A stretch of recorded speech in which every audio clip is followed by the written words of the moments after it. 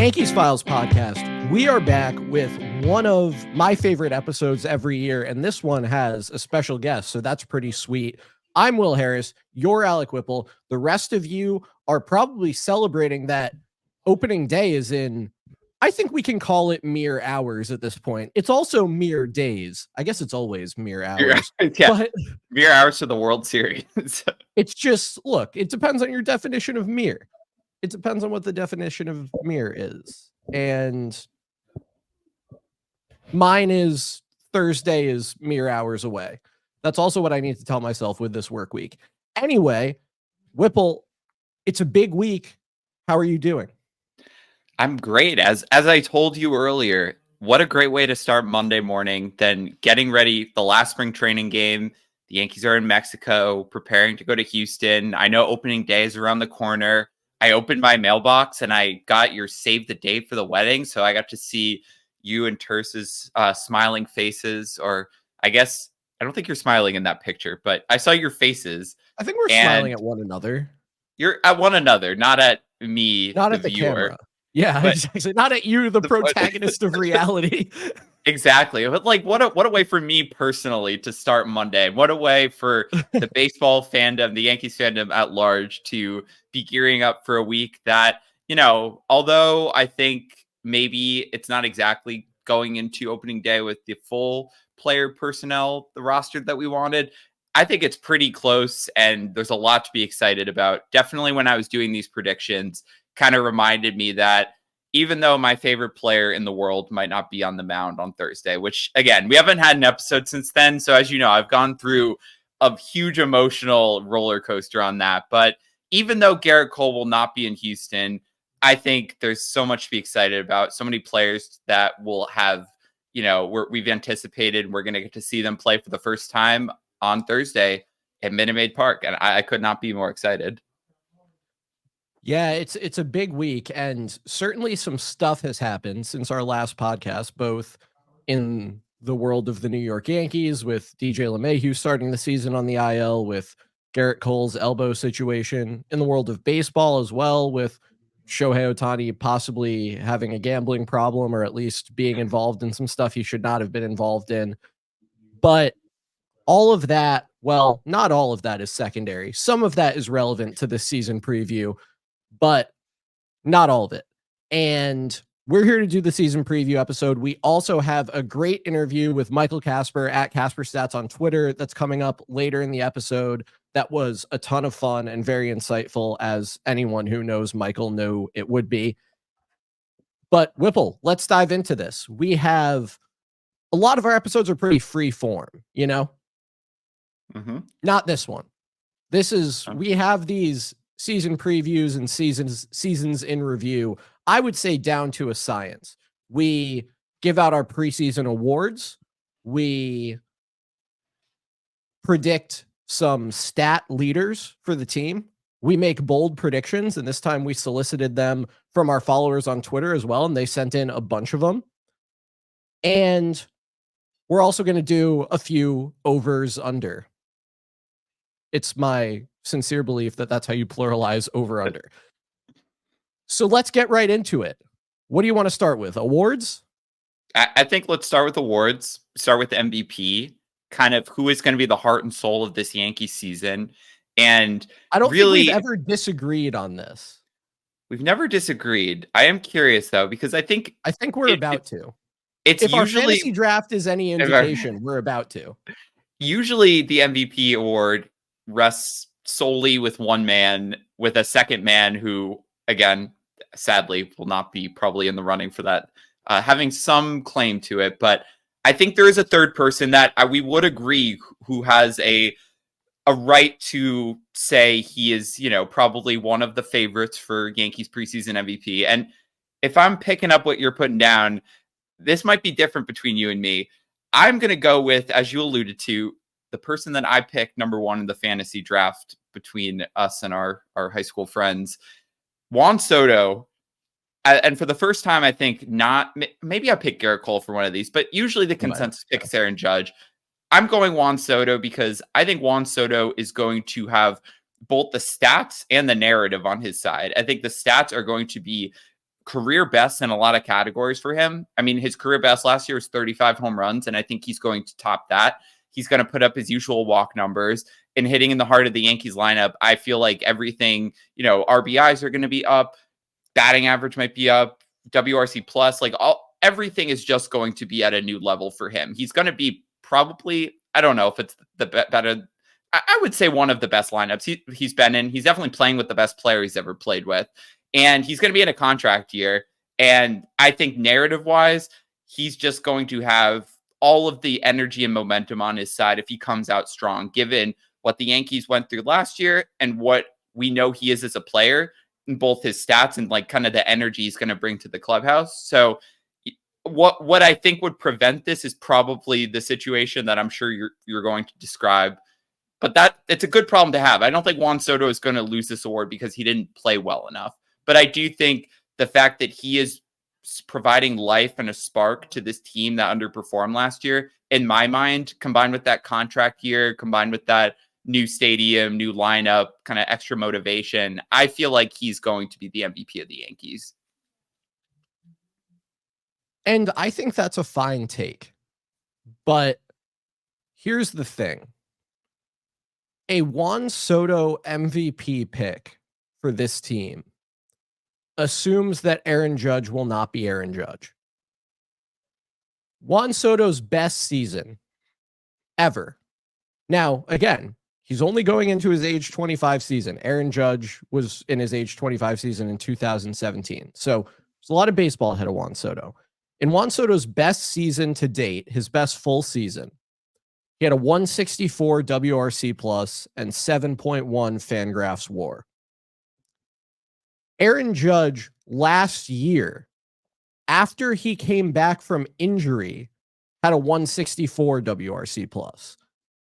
Aaron Judge, playing on half a foot, posted in 245 plate appearances a WRC plus equal to the best Juan Soto season we've ever seen. And in his 458 plate appearances over the entire season, a 174 WRC plus, just better than Juan Soto has ever posted in a season outside of 2020. Aaron Judge has a career 165 WRC plus. Again, that matches Juan Soto's best single season mark. Aaron Judge, basically, if he plays 150 games, it would be near impossible for him, although he managed to do it in 2021, it would be near impossible for him to post under about 6 WAR. He'd probably scare 7 with just the way his hitting has almost inexplicably improved in the last few years, especially now that he walks 16 to 20% of the time, which maybe won't happen now that Soto's in the lineup, but then he's just going to get better pitches to hit, and we know what he does with those pitches. It is no shame for Juan Soto not to be as good a baseball player as Aaron Judge, who is the best one-way baseball player on the planet and possibly about to be the best baseball player in Major League Baseball again, depending on what happens to Shohei Ohtani. So I think that, again, no shame in Juan Soto being worse than that guy, but you can't. Aaron Judge is going into the season healthy. I think it's malpractice to pick against him, although I think it's really, really cool that there's a guy on the team who has a good argument. I mean, this is Yankees MVP discussion, but take out the word Yankees, and I don't know if that is possible, but it's definitely probable given what we know about these guys for them to be at the top of MVP awards voting. And I think there's two very legitimate arguments you have for either one. Do you think Juan Soto has that extra level? Do you think that that's the narrative's going to take him kind of past Judge, who might not stay healthy? Or is Aaron Judge going to be 2022, 2023 Aaron Judge for a full season? In which case, yeah, I agree with you. I think there's 2022 Aaron Judge does not lose MVP to anyone, especially guys who do not play pitcher and hitter, because he beat the guy who played pitcher and hitter. So I think if it's that Aaron Judge, that's game over. But I feel like both of these players are capable of getting that upper percentile outcome where this could be very fun and a real discussion, and hopefully a good discussion because both of them are healthy. And I feel like we're in for that. I know, there's concern about the abdominal soreness. I just don't feel concerned about Aaron Judge. Aaron Judge does not concern me. I don't really concern myself with these lists. It's great. I think it would be awesome for Aaron Judge and Juan Soto to both be in the MVP conversation. I think, as you said, as long as they're both healthy, especially now with Ohtani and Mookie Betts and a lot of guys who have typically been in the MVP conversation playing in the National League. I really like their chances, and I think that would be a lot of fun, and I think it would mean very good things for the Yankees. Whipple, I tend to try not to wishcast in these previews and these assigning of awards, but I've done so with my Cy Young pick. I think the Yankees Cy Young, let me rephrase that. It is my sincere desire that the Yankees Cy Young is Marcus Stroman. I think that Marcus Stroman just pitching lights out. I could see it now. It's like, it's August. The Yankees have like a 2-game lead on the Orioles. It's Sunday night baseball in the Bronx. The sun's setting in like the 4th inning, and Stroman strikes out Gunnar Henderson and just lets out like a Sevy roar as he's walking off the mound. He's like pointing at the dugout. He hasn't given up a run in like 3 starts. I can just see it. And the vibes of Marcus Stroman being great are just far too good not to sincerely and wholeheartedly root for them. And I understand, like, he had some very good home run per fly ball luck in spring training. He got guys to run a low BABIP, although that's something he does pretty sustainably. There was some walking guys going on. He wasn't getting a ton of swings and misses. I'm not worried about any of that. It's not what I'm here to talk about. The thing that I'm here to talk about is how sick it would be for Marcus Stroman to be really good this year. And that's what I'm rooting for. And one of the ways that I am putting that out into the world is by picking him to be the Yankees Cy Young this year. Yeah, I feel like with players who have been a bit controversial coming to the Yankees, usually the narrative is, oh, they're not that bad. They're going to like reinvigorate the clubhouse. They're going to be a spark. And then they just kind of like either don't do that or attract attention for the wrong reasons, or there's some controversy and then fans are booing and it like spirals. And of course, the season hasn't started, but the vibe I get from Marcus Stroman, to a lesser extent Verdugo, but like really, I don't really care about Verdugo because personally, I'm not really rooting for him. But like the Stroman vibe is like, I want to be here so badly. Like I am willing to, we're gonna put everything aside, gonna put my head down, gonna do my work. Like he was a machine this spring, and I feel like nobody talked about him for the best reasons. And Marcus Stroman is not really a guy where like nobody talks about him, but like just came in, pitched every 5 days. Most of the time it was pretty good. And the Yankees desperately need someone like that in the rotation, given what's happened. I have very good feeling about this. Like, I don't know if it's that level you're describing, but I'm right there. Like, that would be awesome. He's got the vibe for it, and he's just had the spring that makes you think it's possible. So who's your pick? Well, it's me. You can't be serious. You can't be serious. Okay. Listen. Look. You know that I am a believer in Garrett Cole, even though at times people may doubt, even though at times he does not perform well, even though at times it seems like he's about to be out for the season with Tommy John surgery and then makes a miraculous recovery that wasn't really a recovery because we just didn't know. And I said to you, if Garrett Cole is out for the season, if he tore his UCL, I will lose all my trust in pitchers. Like that would be so bad for me personally, like as a fan who's willing really to trust people. I was going through it. Like we didn't even talk about that because we haven't recorded in a while, but you texted me like you should have been in my hotel room because I was like, we're getting ready to go to the game with my dad. We were like laughing, we're joking. And then I saw your text that said the season is canceled. And I thought it was something with Judge. I'm like, oh, I'll look at that. No joke. Like it was the car ride to the game was like like a graveyard. I was like interrogating my dad for all types of medical advice. I'm like, so what does this mean? What does this mean? But like, listen, Garrett Cole, I'm willing to give him the benefit of the doubt. The guy knows his body better than anyone else. And I don't know what the cause is. I don't know how long it will take him to get back. But I'm putting all my chips in. I'm saying if he really is able to start throwing in probably 2 to 3 weeks from now, if he is able to get back by June, I just trust that he is going to be a more valuable pitcher in 2/3 of a season than the other guys are going to be in a full season. Maybe that's foolish, but that's the bet I'm willing to take because this guy has proven that he can do it. And I trust him when he says that he is going to do it. Like, I don't think it's a situation where it's like a rehab and then see what happens. Like, I think he is, nobody's in the clear, but I feel like he has a plan. He knows how to move forward. And I just trust he's going to be on the mound sometime in early June. Again, maybe I'm wrong, but I was just thinking about, I'm like, how could I pick someone else for Cy Young when that is my belief about what his season is going to be like? I mean, it's me. Like, what do you expect? I don't know what else to say. I have to respect it. And you can disagree. I respect your choice because yours was the other one I was going to say. And then I'm like, what am I doing? It's not even necessarily that I disagree. Like, it's probably true that Garrett Cole is good enough that if he throws 110 innings, he'll be more valuable than anyone else on the staff. Like that, it's not insane to me because Carlos Rodon has not looked like spectacular that could be the case.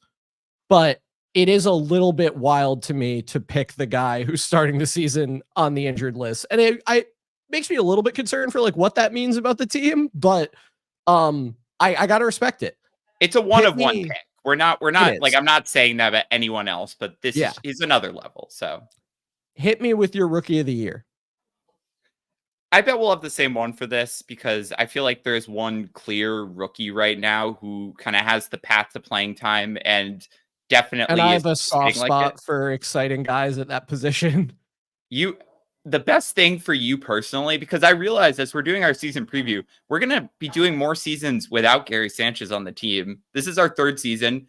I guess this was true last year, but third season of Yankees Files without Gary Sanchez. And we only had one with Gary Sanchez. And I feel like that's terrible. You've been searching for the catcher-shaped hole in your life. And I hope Austin Wells can fill it because I feel like his bat, I mean, with his bat at that position, he has a very clear path to being one of the top offensive catchers in the league, like not even rookies. That would be very exciting. We've seen him hit a lot this spring. We've seen the defense improve over the last year or so. And I just feel like he has the kind of most clear path, like to being the rookie of the year. Is Luis Heel still a rookie? Because I was not sure about that. A great question. That was my one thought because like Will Warren's down, Dominguez is injured. Luis Heel was the only other one where I'm like, is he a rookie or he exceeded rookie limits last year, which I don't know how that's possible. It must be because he was getting service time from certain IL days. Okay, then it's Austin Wells, and that makes this decision a lot easier. I agree that it's Austin Wells. I think people are too high on his bat. He's been a 148 WRC plus hitter in spring training, but he is running a 429 BABIP. His profile is like very, very different from what it was in his cup of coffee last fall. Like last fall, he did not walk.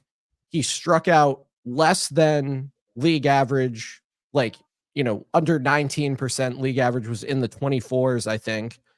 Ran a very low BABIP, which screwed him over. He was making really good contact. He had a 373 xWOBA, and he was about a league average hitter. This spring, he's walking almost 14% of the time, but he's also striking out over a third of the time. So, like, I don't know what's going on with that, but I do think there's a good amount of offensive upside there. He's projected to be about a league average hitter. I think he can beat that. I'm really excited about the way people are talking about the strides he's made defensively. And even if he's only a league average hitter, that's a big upgrade over what the Yankees are accustomed to having at catcher in these last couple seasons. And it's good relative to catchers league wide. So I think there's a lot to be excited about there. I think, being the lefty bat, if the Yankees want to do a little bit of a platoon thing, because Jose Trevino does tend to be kind of useless against right-handed pitching, then Austin Wells, has a clear path to a lot of playing time. And I really want him to succeed. And if he remembers that hitting the ball hard in the air to the pull side is important, which it seems like he remembered when he was in the majors last year and he's remembered this spring, then the world's kind of his oyster. And I'd be very excited about that. A Wells Trevino platoon it's life changing. Like, Gary Really Sanchez had great years, but I think that combo of two catchers, like, it is insane something we haven't vibes seen from those Yeah. guys, by the Like, way. we have not had two catchers this. I mean, I love Kyle Higashioka, but like, I am so glad that the Yankees just cut bait and did this, because the vibes are good, the offense is good, the defense is like, it's all incredible. I don't love Kyle Higashioka, but I'm also very glad that things have played out this way if it couldn't be Gary Sanchez. I'm going to go to like one Yankees Padres game this year and he's going to hit a home run. He's going to hit like 4. Let's do comeback player of the year. Okay. I'll go first. I think part of what's tough with comeback player of the year is, to an extent, it's with reference to how good or bad the player was the prior year. And there's one guy who was like really visibly, really terrible on the Yankees pitching staff last year, and that was Carlos Rodon. And I don't think Carlos Rodon needs to be all that good this year to be a lot better than that. And I'm confident that he can do that. He's healthy. And that, I think, is really just the most important thing. And I think he's been saving something up in spring training. That's a completely unfounded belief, but I think there's more there than we've seen. And I think people who are going crazy are going too crazy. I think that his very infrequent walks in spring training relative to a lot of the rest of his career are a really good sign. I think the home run per fly ball luck was treating him pretty poorly. And I think the swing and miss stuff is there somewhere, will return. And if Carlos Rodon pitches, 150 innings of 4 ERA ball, it would be hard for him not to be the comeback player, just given the starting point. And I think that would be a really strong turnaround, and it would set up the rest of his Yankee tenure to go very well. I think he's capable of it. I think we should expect success, and I think he's going to deliver on it. Yeah, Yankees have a lot of comeback player of the year candidates for like sad but true. Overall. I mean, I guess that's not the best thing, but it means there's a lot of guys who are positioned to do better. And I think Rodon is one of probably like the top 4. Kind of bad that you're talking about 4 comeback player of the years, but I'm going to go with a hitter. I think Rodon is definitely, I would say, my runner up in terms of who I would pick. But I also was I think the thing you said about the best player relative to, like the position or how they did before, like just who I was thinking, like, who's going to be the best player on the other side of their injury or down year. And I think Rodon will be good, but I think Anthony Rizzo is going to be better respectively than Rodon that is. Could be.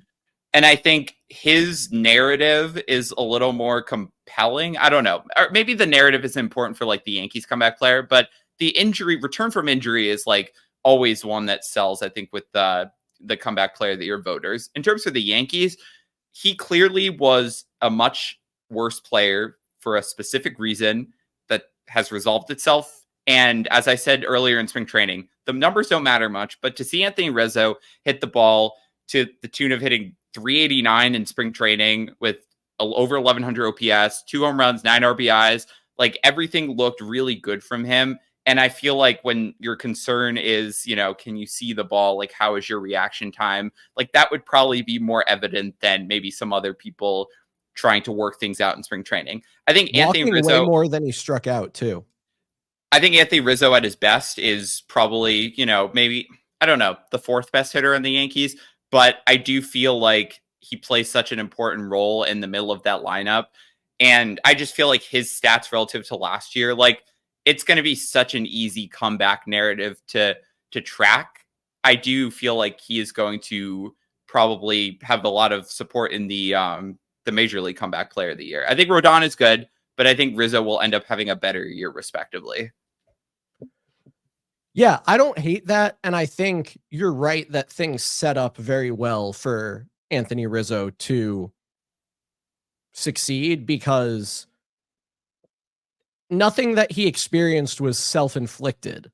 Nothing that he experienced was self-inflicted. It was this freak thing happened to him and he came back, or he's back now. It seems like those things have subsided and now he's prepared to hopefully regain the form or something resembling the form that he had since joining the Yankees, because he was like one of the better hitters in the American League from the time he became a Yankee to the time Tatis ran into him. And being able to recapture, 85% of that would be just absolutely massive for this team. I really like that pick. I hope that there's a very contentious race between the two. But it would be nice, really, if either of us turn out to be right there.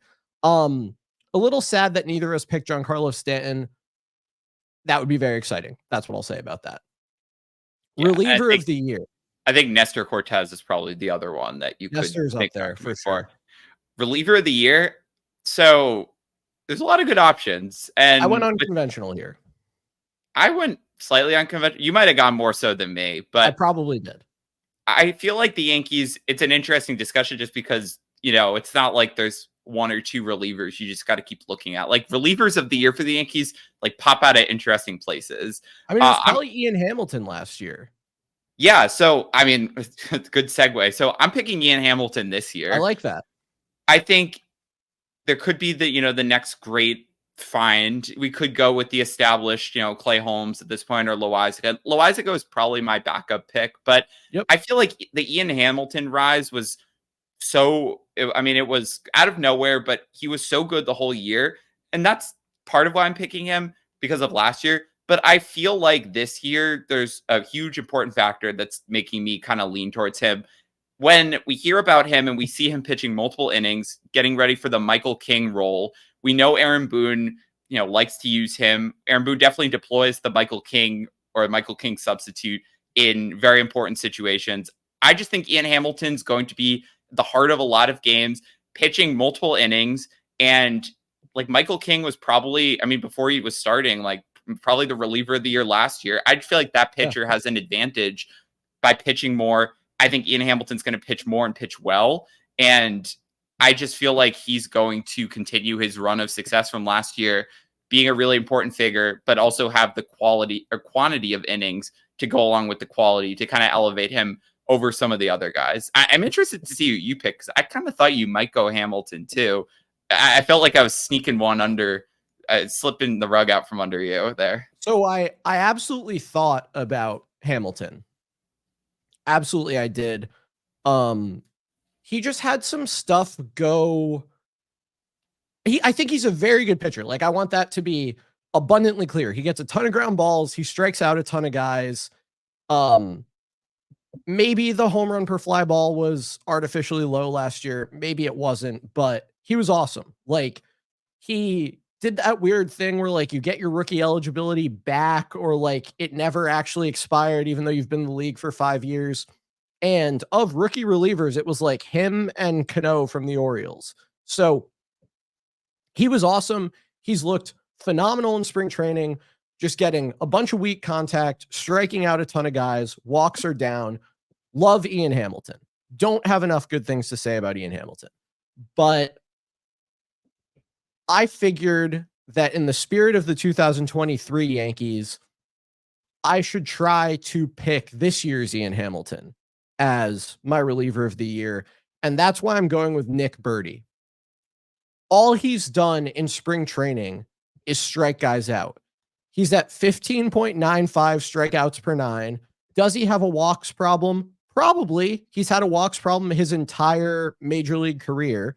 But all he's ever done is just strike out every batter he sees. And I think that's sick. He was striking out 15 per 9 in AAA last year. He's had, a 15.85 per 9 in his 15 major league innings. Like, he's ridiculous. And he has a walks problem. And that's all there is to it. But Nick Birdie getting ground balls and striking guys out. I see the vision. You put that kind of guy with Matt Blake, you get great results. So Nick Birdie is my reliever of the year. Yeah, I mean, I think Nick Birdie has been probably the most impressive guy out of nowhere in spring training. Like, it's just classic, like what works for Matt Blake to turn into his next, his protege, the next coming. And I've said it before on the pod, like I trust the Yankees with bullpen management implicitly at this point. And if they feel like Nick Birdie is the next guy, then like maybe I should take a cue from you and then picked him. But I think the great thing is that like you could pick any of these guys and you probably have a legitimate argument. I mean, it's the thing we used to talk about where like, I think it was like 3 years ago, we were just like wanted them to use like closer by committee or get away from Chapman. I mean, they haven't done that. Maybe Holmes is the closer, but it's a more democratic bullpen. We just have a bunch of guys who could pitch the highest leverage spot, which is great. It's great. I think it's a great pick. Breakout player. So this one, I went with Heel. I think Luis Heel. I think it's really good. Really impressed me in spring training. I did not think he was going to be the fifth starter. I thought he was going to take on like a Michael King role. And it's very interesting that the Yankees are, kind of shifting the way they manage some of these young guys' innings. I mean, Joel Sherman's lead of the article the other day they wrote was the Java rules are dead. And they kind of are with like Clark Schmidt. No real innings restriction last year. It seems like Luis Heel is kind of all systems go. And I don't know if he's going to stay a starter the whole year. I feel like wherever he is, he'll have an impact. But I mean, the Stuff Plus numbers, like one of the best in all of spring training of all pitchers. And I mean, personally, seeing him carve up a very good Phillies lineup, like I just kind of forgot about Luis Heel. And then he's coming back, striking out 8 guys in 3 relief innings and like kept my eye on him. And now he's in the 5th starter spot with the numbers he's putting up with 100-mile-an-hour fastball. I mean, it's a great story from him coming back from injury, but I think, you kind of forget he hasn't really established himself yet. And no matter the role, I think the Yankees have their next like live arm. I feel like he might have been a good reliever of the year pick if he was in relief. And, the fact that he's starting just says maybe we should trust the Yankees pitching depth more than, a lot of people want to. I love the fact that he's getting to start though. It's very exciting. He's electric. It's really cool. And I hope he has an awesome year. My breakout player, if 3 games can be considered a breakout, then this guy's ineligible because he broke out with the Yankees last year, striking out almost 11 guys per 9 and walking just 2, pitching to a 3.38 ERA.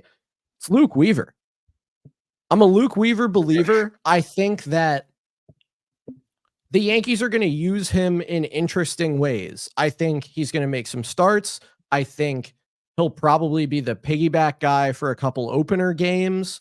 I think maybe he'll be the opener in some games. I think he'll do some, long relief. I just love what I've seen from Luke Weaver.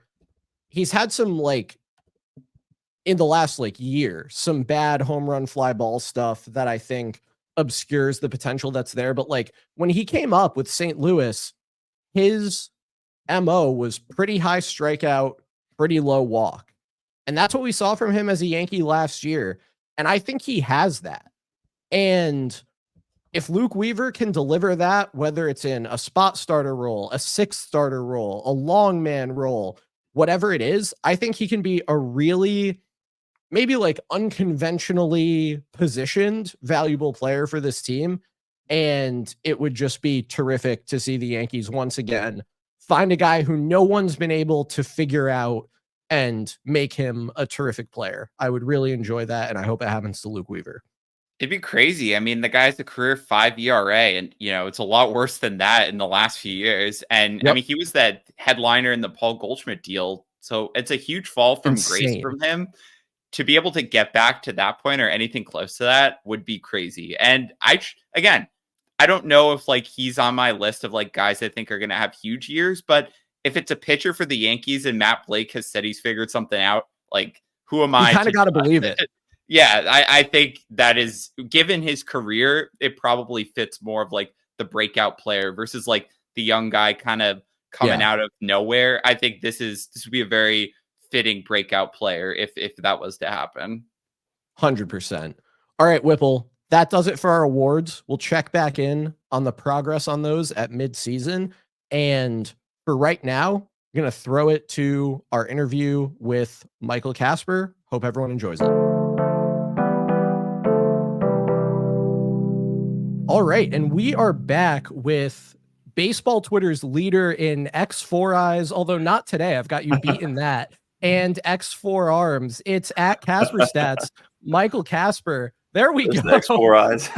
There we go. What is going on, man? This has been a long time coming, as I previewed on Twitter. We could not be more excited to have you joining this episode. You've been, quite a great advocate and asset to the analytical baseball viewers on the internet. So thank you so much for joining us. Well, thanks, man. Yeah, I really appreciate y'all having me on. I've been looking forward to this for a while. Yeah, we've been trying to get this coordinated for a long time. It just hasn't worked out. So I'm super stoked for the opportunity. So awesome. Love it. So I was just I'm happy to do the work of providing ammo to the baseball nerds. It's a lot of fun.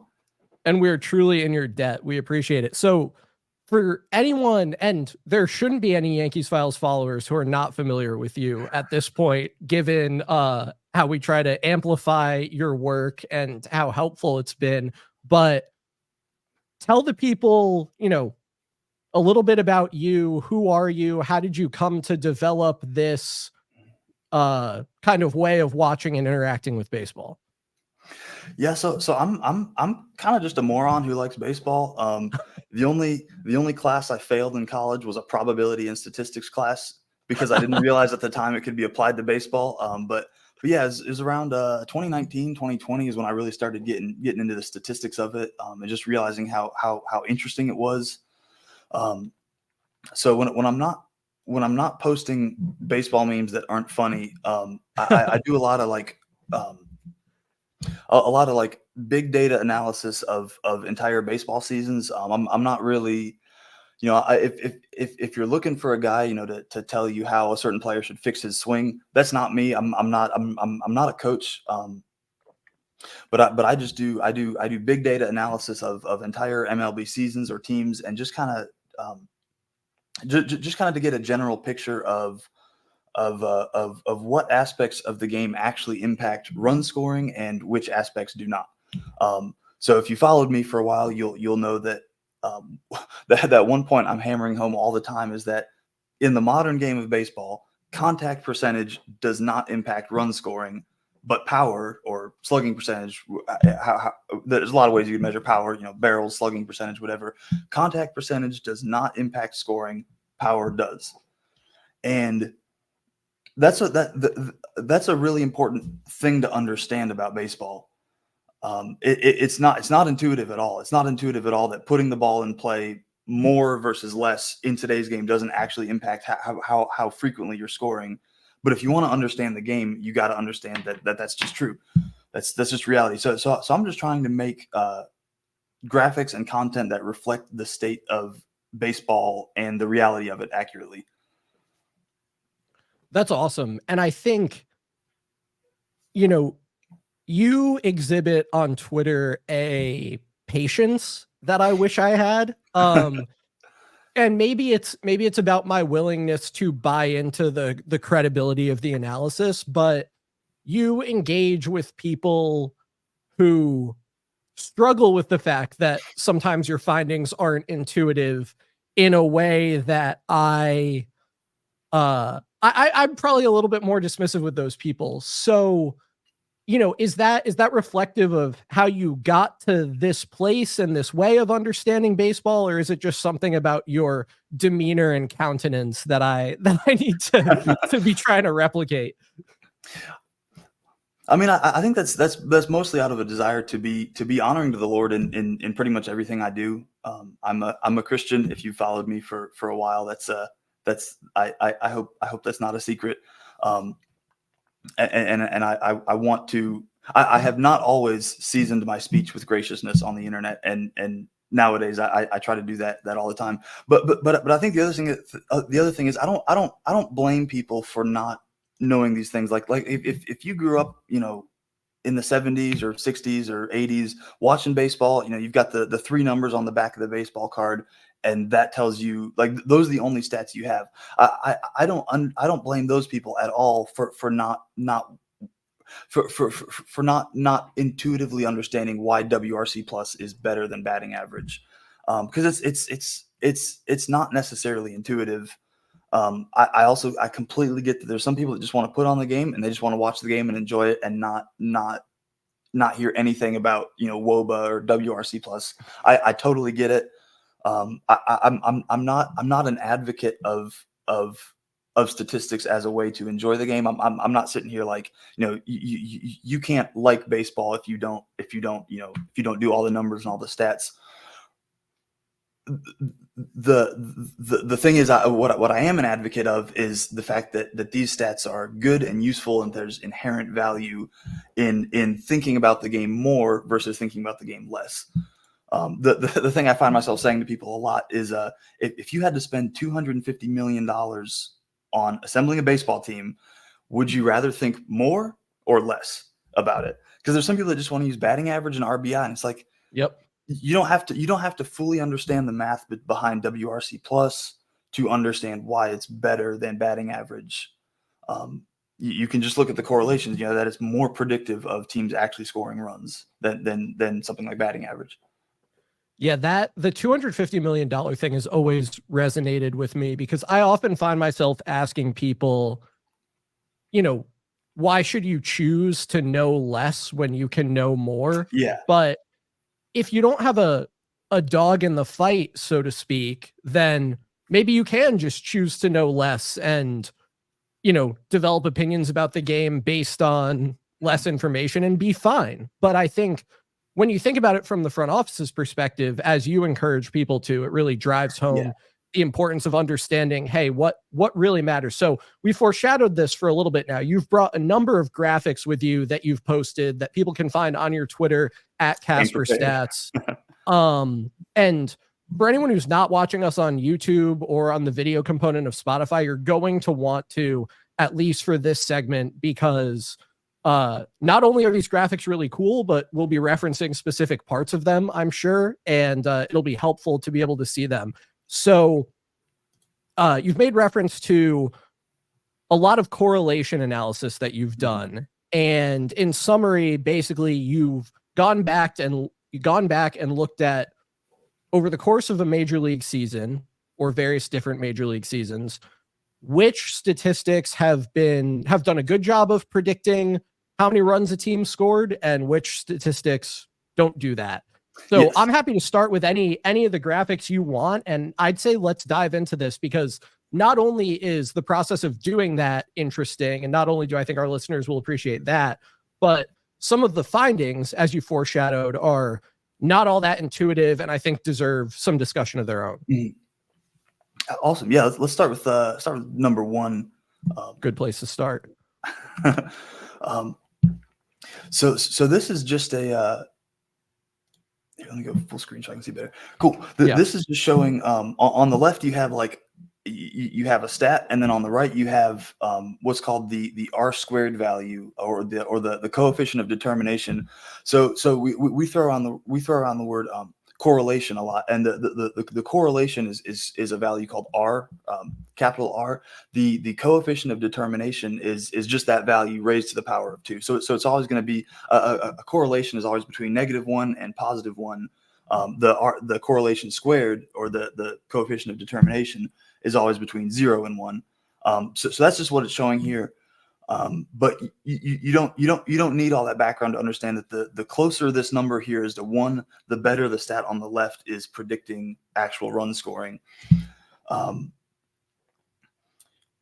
Sorry, go ahead. Yeah. So, I mean, and then the other thing you've done here is you've color coded it. So the redder a stat is, the hotter it is when predicting run scoring, and the bluer it is, the colder it is. One thing one takeaway that I find particularly interesting here is the stats that try to give you a holistic picture of what a hitter provides to his team are the three best stats. OPS, WOBA, WRC, like these stats all try to say, okay, I understand getting on base and total bases are both important. I understand that there is some relationship between those, and I try to, put them together and see which one is more or less important. It gets into, even further things like park factors and whatnot when you get into WRC. But what is, and we're going to get into stuff down the list as well, because I have some comments there, but like, what do you take away from this? Because what I saw there is like, wow, those things that try to explain how good a hitter is at contributing runs to his team seem really good at predicting how many runs a team scored. Yeah, they actually do a good job of doing exactly what they say they're going to do. Yep. Yeah, that's kind of my big takeaway. So I did not appreciate WOBA, weighted on base average, quite enough, and then I did these, and it was consistently, as we'll see on the next one as well, consistently top of the charts. If you're not used to using WOBA, I would say familiarize yourself with it, because it's a great it's a great way of predicting. Yeah, like this is showing who's actually going to be good at scoring runs. It's not super complicated math. It's just it's not really any harder than on base percentage or even slugging percentage. It just uses different weights than slugging percentage. Because we recognize intuitively that like a double is great, but it's not twice as valuable as a single. Like the gap between getting 0 bases and one base is far greater than the gap in value between 1 base and 2 bases.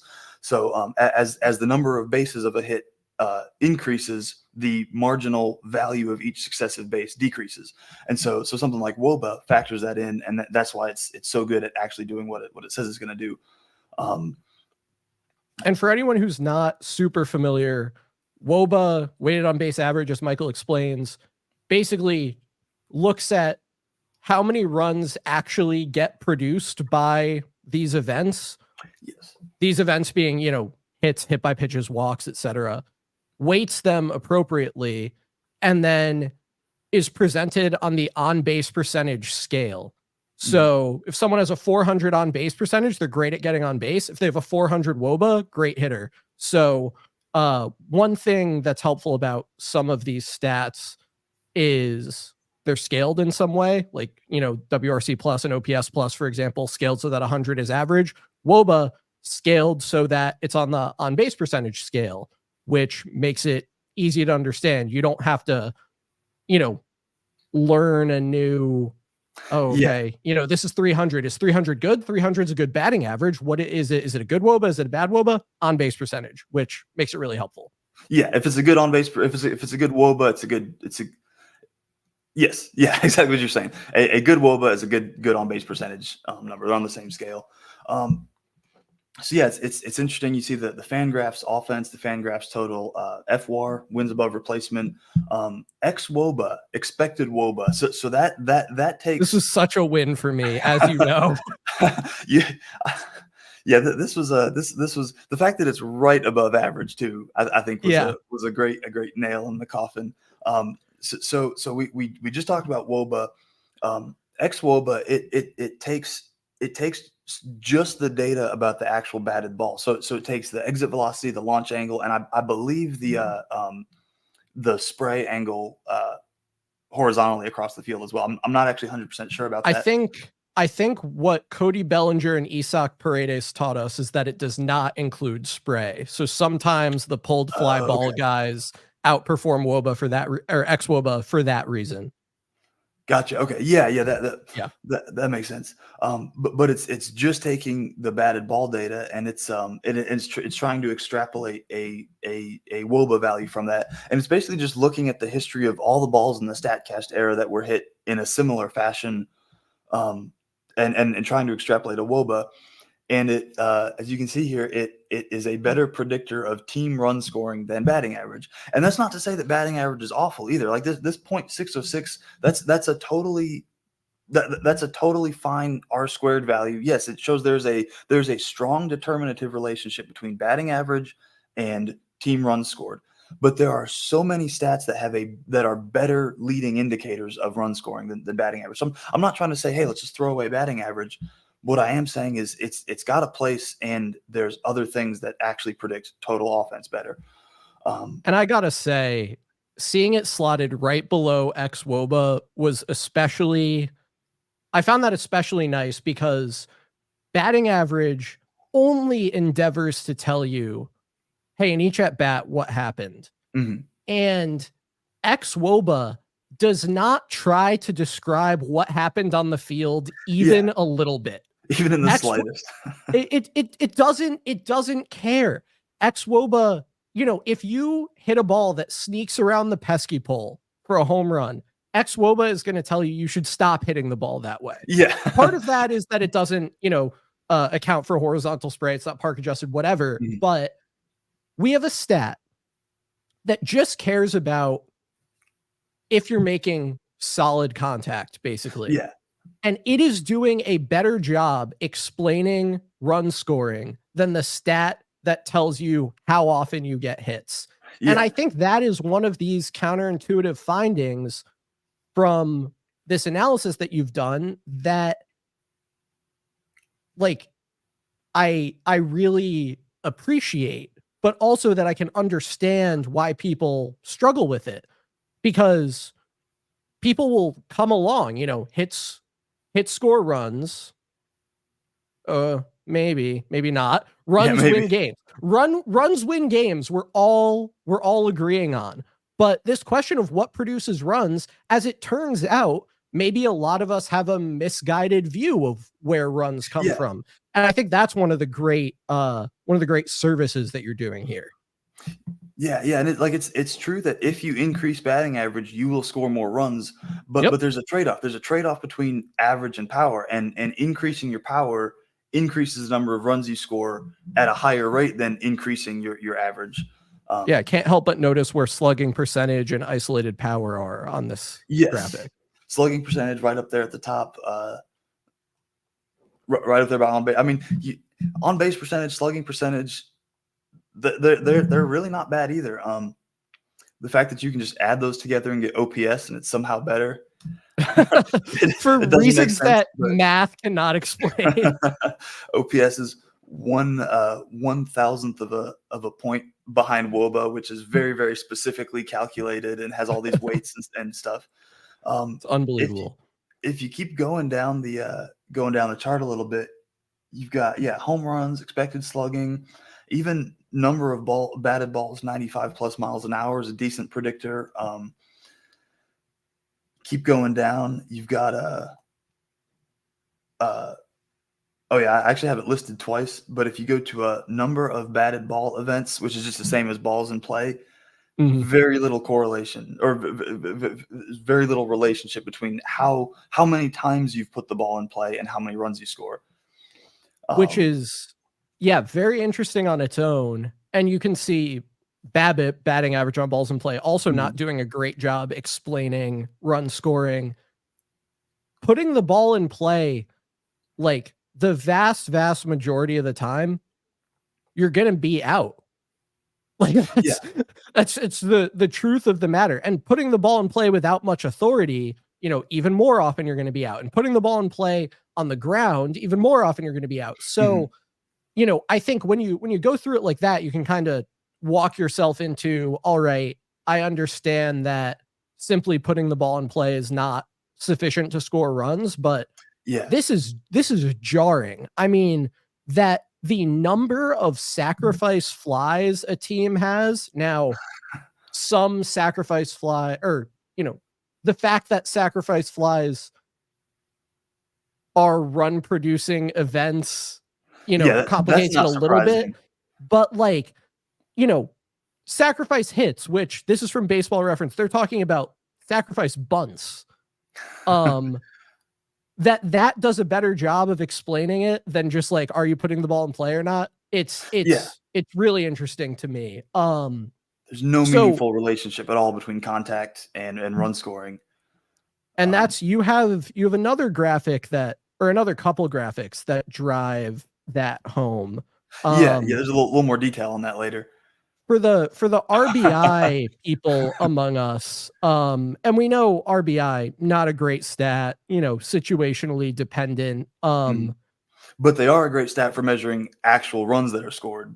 They are, exactly. And if you strike out a little or strike out a lot, it tells us nothing about how many runs you drive in. That's what this graph is showing us, right? Yeah. It's really, really impressive to find something where the correlation is zeros to or the coefficient of determination is 3 zeros to 3 decimal places. Like this should hammer home the point that there is no relationship between how often you strike out and how many runs you drive in. Now, I do want to explain that there were people in the comments on this graph, and I think the other ones that were saying, well, like, how can this be true? You can never score a run on a strikeout. This is not to say that by the act of striking out, you are scoring more runs. This is to say that whether or not you as a hitter strike out more or less has very little impact on whether you as a hitter are productive. And the reason for that, and the reason that you were just saying about the contact percentage, the teams that strike out fewer, they just replace their strikeouts with weak contact, which is not weak contact doesn't do anything for you. It doesn't do anything. It's not any better than striking out, and it's sometimes worse. Yep. If you ground in a double play, that's worse than striking out. I've talked to people that say, well, it's always better to put the ball in play because you put pressure on the defense. Well, 99.9% of the time, that weak contact ball to the shortstop with a runner on first and 1 out is going to be a double play. Yeah, you the hitter will never create 2 outs with a strikeout, but yes, you the hitter can absolutely create 2 outs by putting the ball in play. And absolutely, yeah.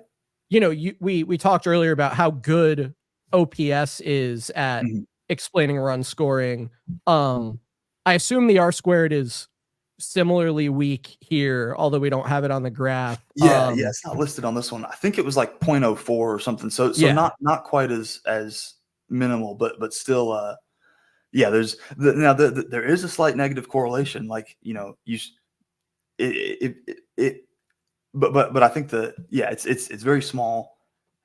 Yeah, and, it really strikeout rate is not explaining OPS at all. Yeah, not at all. Look at Kyle Schwarber. Exactly. And I mean, look at Kyle Schwarber, look at Luis Ariz. I think in 2022 they had like the same WRC plus basically. Yeah.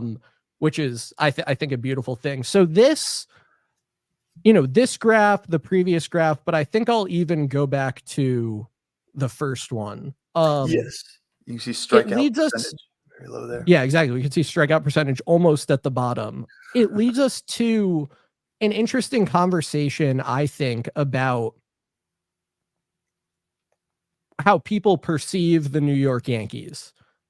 And the narrative around the Yankees, partially created by a bitter former non-prospect, partially created by, people on Twitter, and broadly wrong, I think we should point out, is that all the Yankees care about is hitting home runs, and they don't care how often they strike out, and they strike out so much. The Yankees strike out so much. Can you believe how much the Yankees strike out? Remember that one game where they were facing whichever pitcher and they struck out however many times? Like that's the narrative.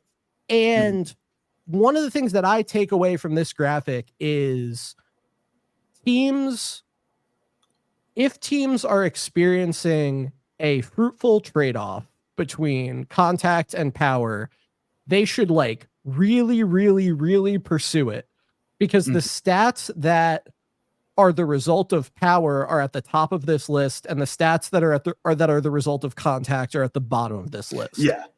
Any color you want to add to that? Yeah, no, I say that's a pretty accurate summary of how Twitter perceives the Yankees. And it's funny, they'll always point to one game, like you were saying. Yeah, yep. That one game where we struck out 15 times. It's like, well, you're not assembling a roster to play one game, or they'll point to one play to one theoretical situation. They'll say, well, in the bottom of the ninth with 1 out. Oh yeah, you got the percentage of plate appearances graphic. They'll say stuff, bottom of the ninth, tie game, 1 out, runner on third. I just want the guy at the plate who's gonna who's going to hit the sacrifice fly, who's going to put the ball in play. And it's like, great, but you don't assemble a roster to take one plate appearance. You assemble a roster to take about 6,000 plate appearances throughout a season. And, if you look at this graphic here, 56% of plate appearances last season were taken with nobody on base. These are situations where a single and a walk are exactly the same in terms of value. Also situations where every type of out is the same. Yeah, every time. It doesn't matter if you ground out, strike out, fly out, get robbed of a home run. Like the outs are exactly the same here. So the idea of like, we need guys who can get productive outs. If you look at situations here, runner on second, runner on third, runner on first and second, third. These are very small percentage situations where you want productive outs.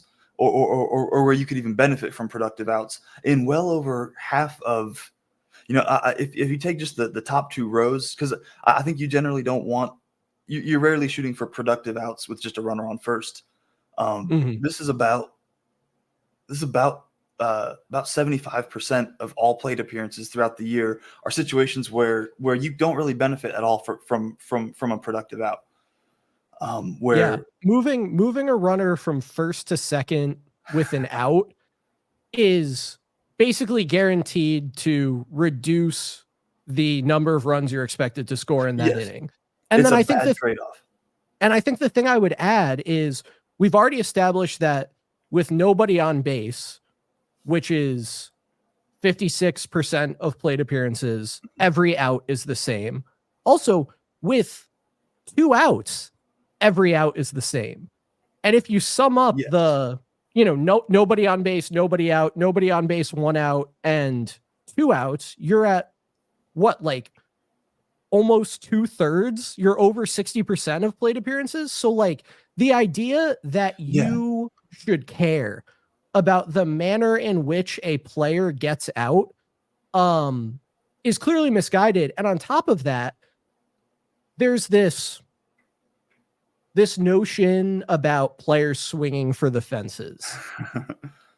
And if anything, what this graphic tells me is there are ample situations, the vast majority, in which the only thing any hitter should be concerned about is doing damage. Yeah.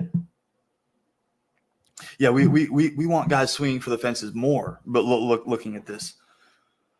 And that kind of ties into like the general Yankees hitting philosophy, which is hit strikes hard. And this, I think it's been in place at every level of the organization since like 2018, 2019. Yep. And I like that because it's really simple. It's beautiful. It tells you you're doing 2 things. Number 1 is you're hitting strikes, so you're not swinging at balls. You're not trying to artfully go. You're not trying to artfully take the pitch that's low and out of the zone and golf it into the outfield for a base hit. You're swinging at things that are in the zone and you're hitting them hard.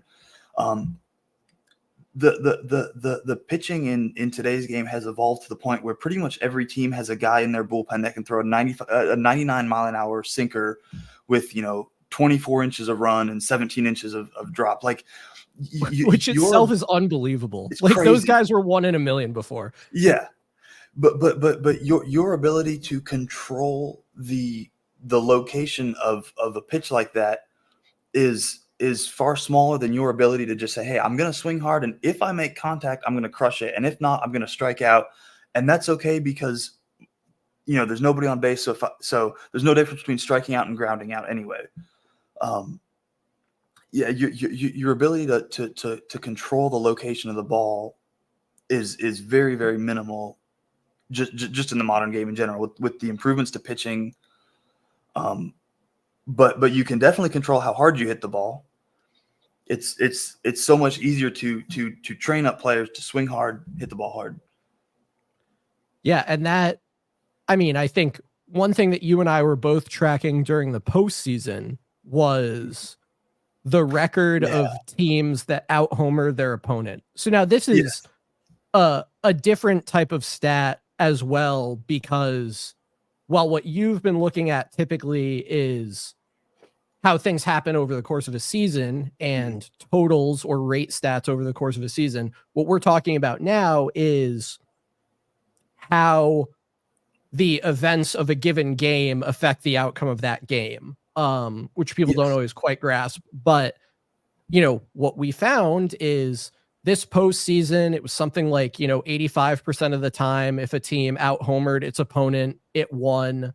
Since 2010, it's about 80%. Like, that, I think, is another indicator that the thing that hitters ought to prioritize is doing damage. And this leads into another one of my favorite graphics of yours, which is, hey, what are the things that you want to do well as an offense and as a pitching staff?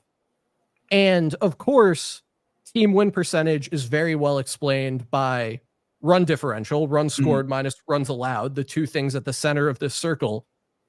And then I love the kind of first faded outer circle here, where it's just, hey, if we're going to score a bunch of runs and also prevent runs effectively, what does that mean we did well as an offense and a pitching staff?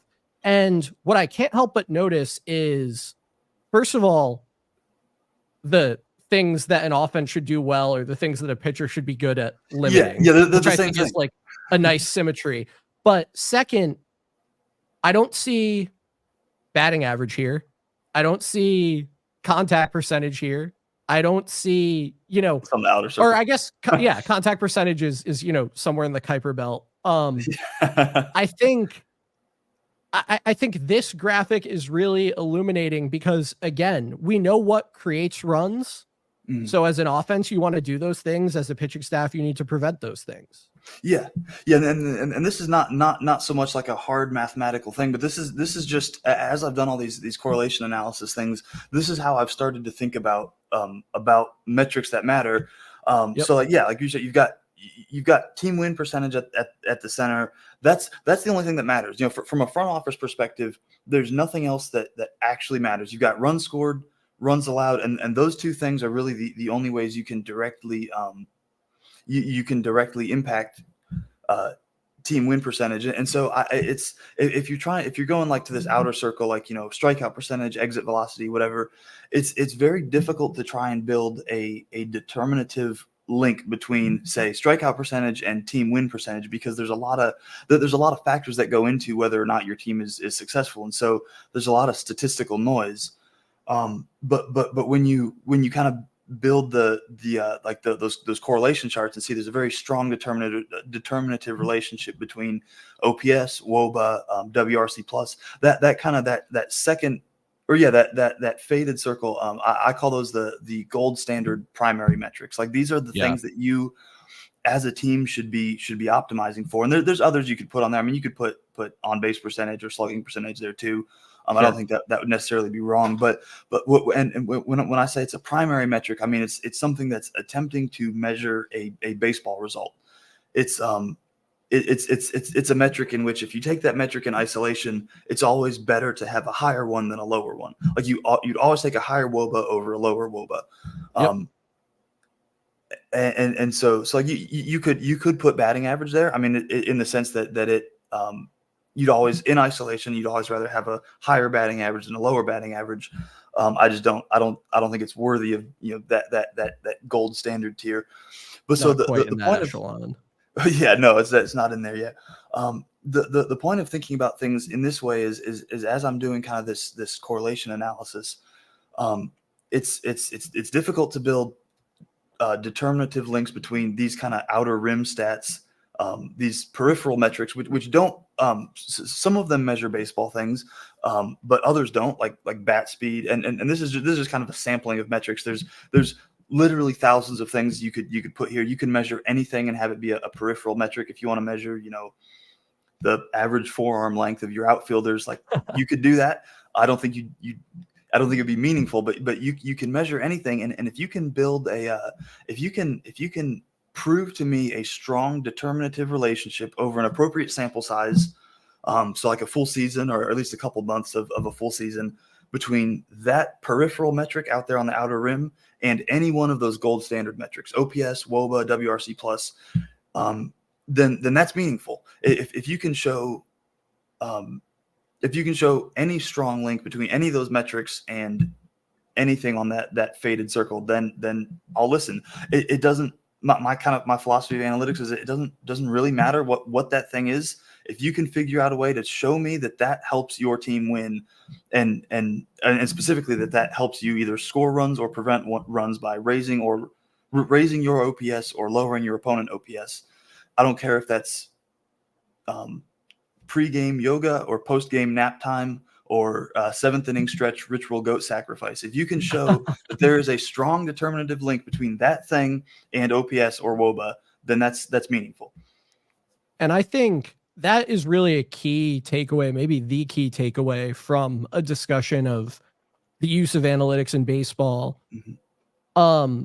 I think oftentimes those of us who are analytically inclined when it comes to understanding the game are viewed as having some sort of agenda for how we want the game to look, how we want the game to be understood, which players are good or bad. Like this idea that WAR was invented so Mike Trout would look good. Like this is, I think what you got just like a career said, 930 OPS.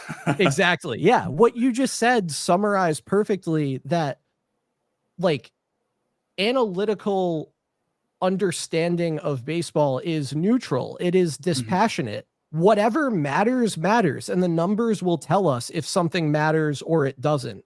And I think that's a point that it's really important for people to understand, and one that I have trouble sometimes getting across. Mm-hmm. Yeah, that we're just reporting on the realistic data. There's no agenda that I'm pushing. I don't care what you're measuring. I'm not pushing any particular stats other than the ones that like WOBA that I find measure reality accurately.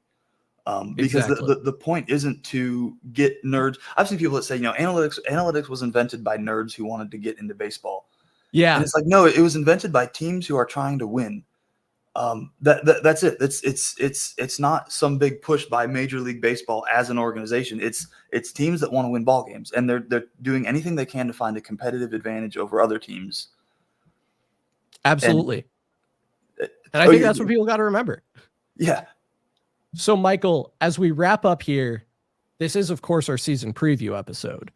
So, Whipple and I have gotten earlier into the episode and will as we go on into, various questions about how we think this season will play out. But I just have a simple question for you. Okay. The first digit of the Yankees win total in 2024 will be what? 1. Oh, let's go! Come on! 12 wins, baby. 12 wins. No, I think it's going to be 101, 102. I think they're winning the division. This is beautiful. It's hard. I mean, I know spring training is spring training. I know some of us have fallen victim to the Kyle Higashioka effect in previous years. I've definitely found myself like, man, is this the year that Higgy really breaks out? But seeing Soto hit, it's like this dude's always been one of the best hitters in baseball, and he's not stopping. It's really exciting. Oh yeah, I am hyped. When we get Dominguez back and have that Judge Soto Dominguez outfield, it's going to be awesome. Oh, that rules. Well, Michael, I love it. Thank you so much for joining us here on the Yankees Files podcast. There's some stones we left unturned, so we'll have to do this again multiple more times throughout the season. People can find you on Twitter at KasperStats, Kasper with a K, that is. Yes, anything else people should know? Anywhere else they should be looking for you? Any parting shots? No, I think that's pretty much about it. Yeah, it's going to be a really fun season. I'll be continuing to as we get more data. I'm not really doing a good job of not making myself look like an analytics nerd here, but as we get more data throughout the season, there'll be more stuff I'll be putting out on Twitter there. So I think the Yankees are taking the division. It's it's going to be a really fun season. So really appreciate y'all having me on. Looking forward to doing this again. Maybe we'll get Whipple here next time. So absolutely. Well, Michael, thank you so much, and we'll send it back to the rest of the episode. Awesome. Thank you. And we are back. Thank you so much to Michael Kasper for joining us on the Yankees Files podcast. He was a phenomenal guest, super insightful. Love his analysis, as you heard. And I think if you want to understand baseball a little bit better, he's a phenomenal follow at KasperStats on Twitter. And no better way to kick off the season than to just get a little smarter about this game. So, Michael, again, thank you so much for joining us. Whipple, we're going to rapid fire these last couple things. First thing we have, category leaders. So, going to yell out a category. You're going to tell me what Yankee. Yell? Don't yell. Okay, I won't yell. I'm going to say a category. You're going to tell me which Yankee is going to lead the team in that category. WAR, we'll go Fangraphs WAR overall, pitchers and hitters. Juan Soto. Aaron Judge. I feel like this is a big divide that's going to start to categorize. No, but season. like the thing is, like, I'm quite confident in who Aaron Judge is going to be. I think we have a very good sense of who Aaron Judge is. If Juan Soto is better than that, that's good for everyone. Like, I'm not going to be mad about that. That's true. But I do like that, like, we've taken different sides on this. Yeah, It will be interesting to track. ERA for guys who throw like a good number of innings. Not like, 45 inning relievers. Okay. Well, maybe we have to set it at like 80. Okay, fine. I mean, I'm going to say Garrett Cole then. Yeah. And I'm going to say Marcus Stroman. Yeah. Okay. WRC plus. Juan Soto. Aaron Judge. Batting average.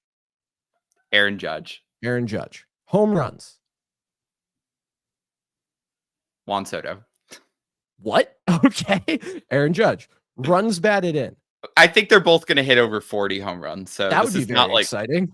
I think big plans for Juan Soto's year. Runs batted in. Aaron Judge. Aaron Judge. Pitcher wins. Marcus Stroman. Carlos Rodon.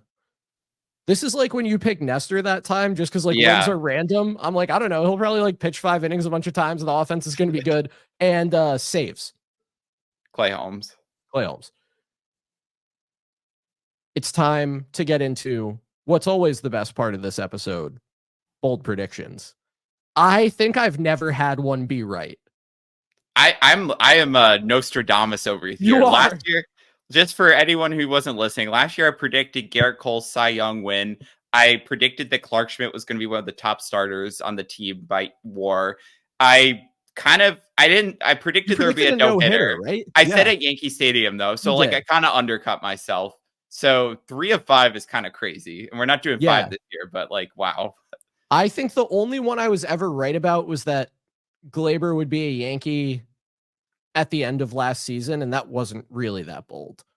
Yeah. So I'm terrible at these.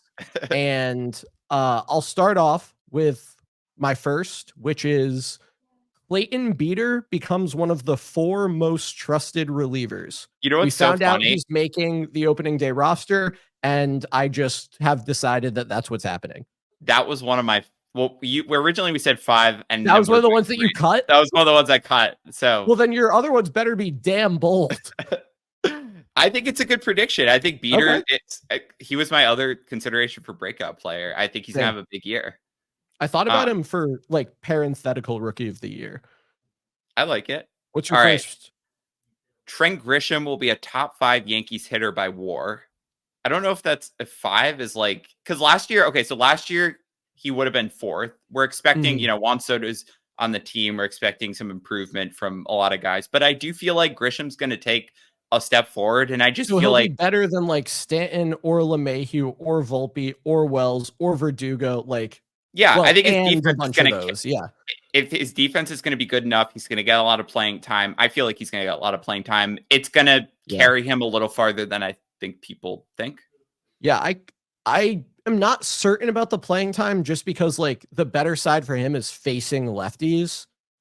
But but maybe he can, defense his way into the lineup, and maybe he'll hit better against righties this year and he'll earn it, and they'll want to get Judge out of center field. Who knows? I like that. I do think they're going to want to get Judge out of center field. That's like a big, but with Dominguez coming back, that's why it's bold. You don't know.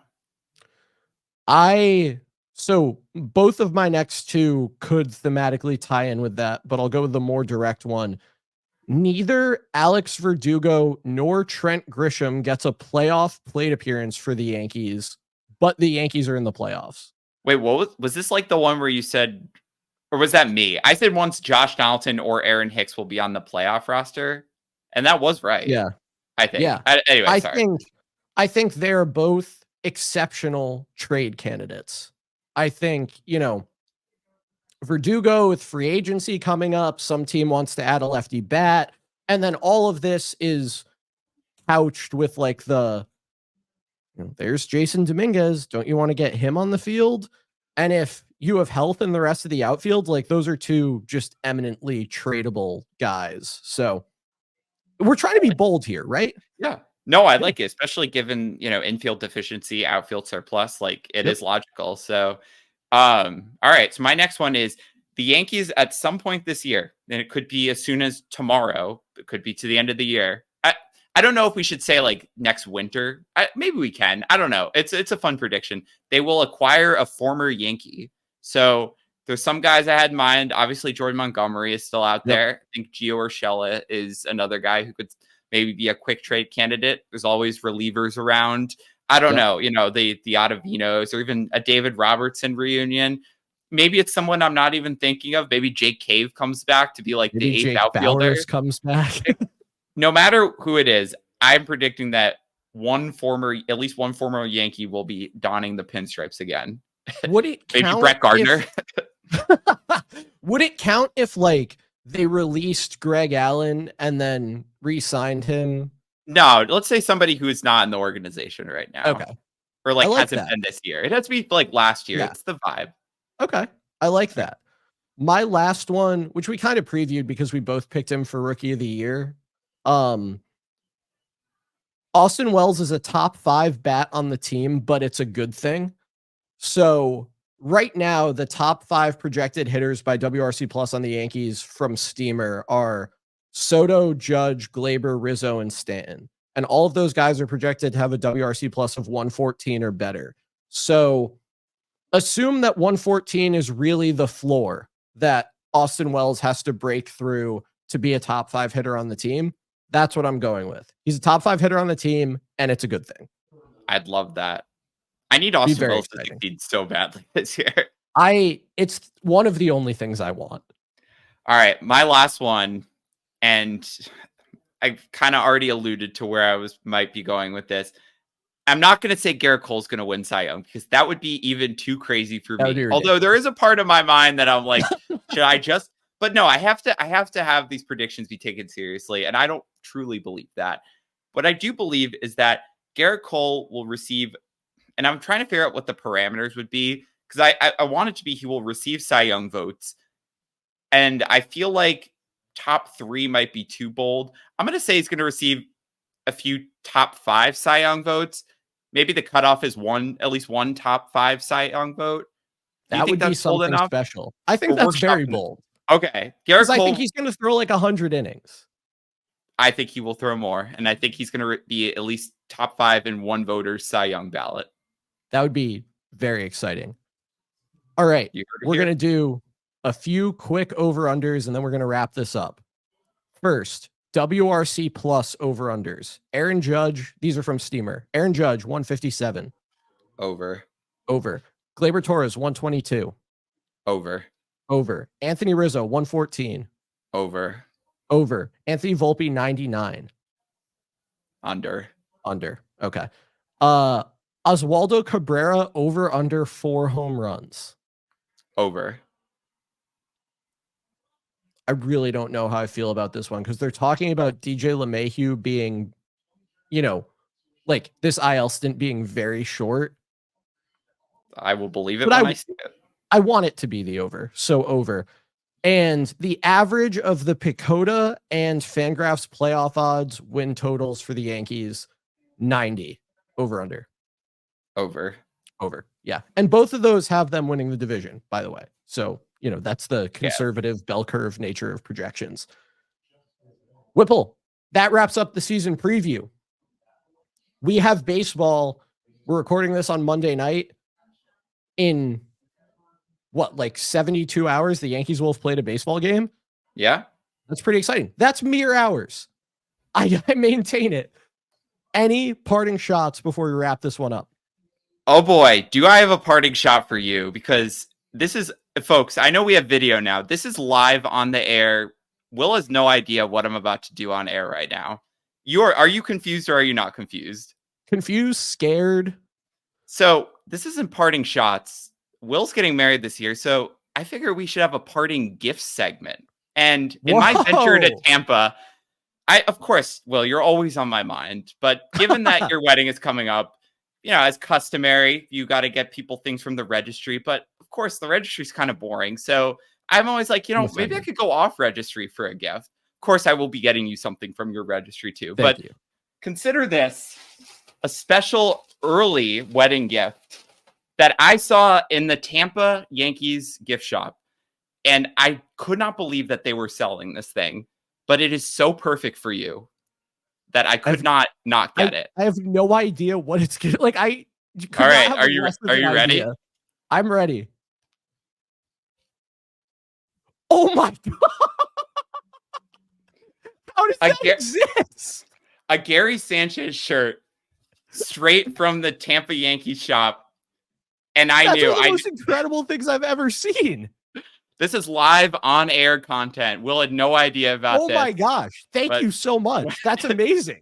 When I see you next, you will have this shirt to wear around. I don't know. This probably evaded the guy who's stocking the storeroom for 3 years. And they're like, we got to get this thing out there. But that's amazing. Thank you. Parting gifts. Parting gifts. You're welcome. That's a new segment. Wow. It was so perfect. So that's amazing. I'm going to wrap this up with some tweets that we got of bold predictions from Yankees Files followers on Twitter. Mike Arciero's roommate, Garrett Cole doesn't throw a single pitch. Aaron Judge plays less than 81 games. Giancarlo Stanton hits 290. Brett, awful take. Rob Sasso, there will be a starter that produces at least 3 Fangraphs WAR, but does not make the opening day rotation, and his name is William Harper Warren. That would be crazy and kind of really exciting. Anthony Ventola, Stroman statistically has the best season out of all Yankee starters, assuming Garrett Cole only pitches about half the season. I agree with that. Matt at Matt Curry Sports, Austin Wells 120 WRC plus would change my life. Jacob at Jacob B Speaks, Stanton has an all-star caliber year. I'll take it. Don't know how bold it is, honestly. I think a lot of people are on that team, but it would be amazing. Jordan, JRS the Yankee fan, Nestor has a worse season than Luke Weaver, Will Warren, Luis Hill, and Clayton Beater. Hopefully those guys are all really good. Karambit R, Soto will lead the team in home runs. Whipple agrees with you. Nicholas Kral at Kral Nicholas, Gary Sanchez will impact the Yankees season in some way. He better. He already did with that shirt. He already did. That's a great point. Losses above replacement at LAR_baseball. Juan Soto walks the most times a Yankee has walked in 100 years. 147 to beat out Mantle's best. That would be cool. Yankees Homer at Yankees Homer. Volpe will finish the season with a 116 WRC plus. That would be off the charts. Who is Jim Boyle at Who is Jim Boyle? Stroman invited to the AL All-Star game. That would be cool. We got some Clark Schmidt as an all-star. We got they win the World Series. We got Luis Hill as an all-star. We got Rodon as an all-star. My favorite one from at Nate, though, and then a bunch of numbers. The 2024 New York Yankees will be a good baseball team and might win the World Series. That is very bold. There's no better way to sum up how we feel about the Yankees than that. I apologize for the very long episode, but I don't apologize for the quality of the content or the parting gifts, which were all terrific. You can follow us, keep up with everything we do at YankeesFiles.com. You can follow us on Twitter where we're at YankeesFiles. You can follow us. Our podcast, not your podcast, is available wherever you get your podcasts. Yours might be too, actually. With the added bonus of video on Spotify, and the entire video also goes up on our YouTube channel. We're at Yankees Files. We hope that if you enjoy the podcast, you will rate, review, subscribe, download, all that stuff. We hope if you don't enjoy it, you'll just download and juice our listening numbers. We will probably be back to about a weekly cadence here now that the Yankees season will start on Thursday. And Whipple, I could not be more excited for this year. Your confidence rating going into the season as our last thing. 10 out of 10. Let's just start on a good note. Okay, I don't know if I could do that. Okay, I think fine. I'll go 9. I'll go 9. Okay, I'm going 8, and it's not true that it can only go up from there. I was going to say that would have been false. I feel good about where it will go, though. We will be back similar time, similar place next week to recap the season opening series in Houston. And until then, let's go Yankees.